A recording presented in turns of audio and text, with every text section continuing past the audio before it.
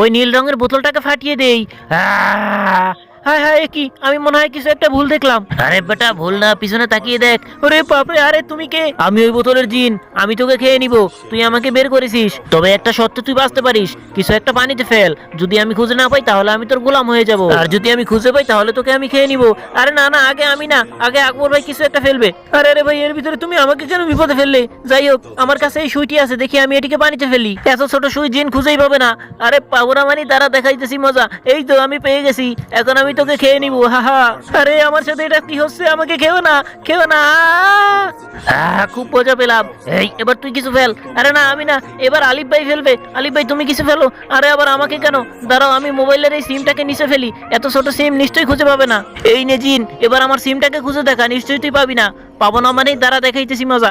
এই তো আমি পেয়ে গেছি, এই নে তোর সিম। এবার তুইও আমার হাত থেকে বাঁচতে পারবি না, আমিও তোকে খেয়ে নিবো। আরে না, আমার সাথে এটা করো না। দুটোকেই আমি খেয়ে নিলাম। এবার তোর পালা, তুই এবার আর কিছুতেই বাঁচতে পারবি না। এবার তুই কিছু একটা পানিতে ফেল। আরে আমি তো পুরাই ফেসে গেলাম। আরে বাস, আমার কাছে তো জিন ট্যাবলেট আছে, এটা পানিতে ফেললেই পানির সাথে মিশে যাবে। জিন কেন, জিনের 14 গোষ্ঠী এটা খুঁজে পাবে না। দাঁড়া আমি এক্ষুনি ফেলতেছি, এই নে। আরে তাড়াতাড়ি ফালা, এই নে ফেলতেছি। এই দেখ, আমি এইবার এটাকে খুঁজে নিয়ে আসি। আরে দাঁড়া, এটা কি তোর বউ দিয়েছে নাকি? আরে তুই সর, তুই আমার সময় নষ্ট করতেছিস।